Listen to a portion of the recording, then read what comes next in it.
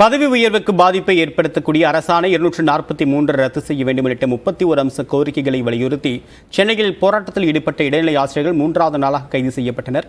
விவரங்களுடைய நிகழ்ச்சி செய்தியாளர் சுபாஷ் விவரம் என்ன? தற்போது முக்கியமான கோரிக்கை என அரசு தரப்புல என்ன சொல்றாங்க?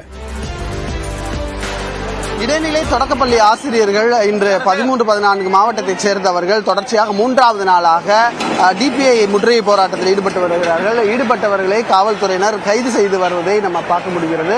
ஏராளமான ஆசிரியர்கள் மற்றும் நிர்வாகிகள் சங்கத்தை சார்ந்தவர்கள் கைது செய்யப்பட்டிருக்கிறார்கள்.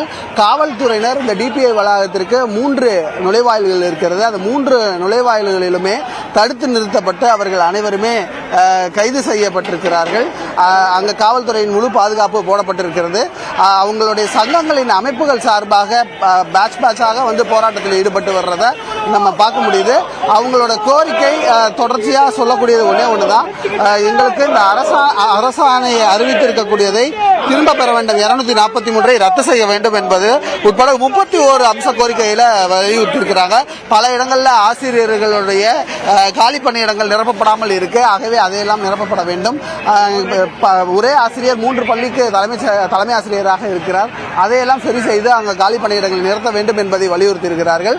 டிபிஐ வளாகத்தை முற்றுகையிட போகிறோம் என்ற அறிவிப்பு வந்ததிலிருந்து இங்கே முழுவதுமாக பாதுகாப்பு பணியில் ஈடுபட்டு வருகிறார்கள்.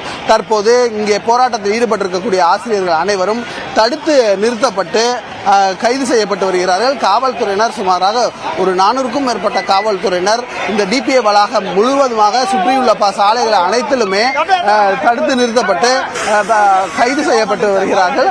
இப்ப தற்போது காவல்துறையினர் வரக்கூடிய ஆசிரியர் சங்க நிர்வாகிகளுடன் கலந்து ஆலோசித்து வருகிறார்கள். அந்த கலந்து ஆலோசனை பேரில் அவங்க போராட்டம் நடத்தக்கூடாது, முற்றுகை போராட்டம் நடத்துகிறது, அதனால் தடுத்து நிறுத்தப்பட்டு தற்போது அவர்கள் கைது செய்யப்பட்டு வருகிறார்கள். பல்வேறு கோரிக்கைகளை வலியுறுத்தி ஆசிரியர் சங்கங்கள் சார்பில் மேற்கொள்ளப்பட்டு வரக்கூடிய போராட்டம் தொடர்பான விரிவான விவரத்தை பகிர்ந்துகிட்டு சுபாஷனுடைய தகவலுக்கு நன்றி.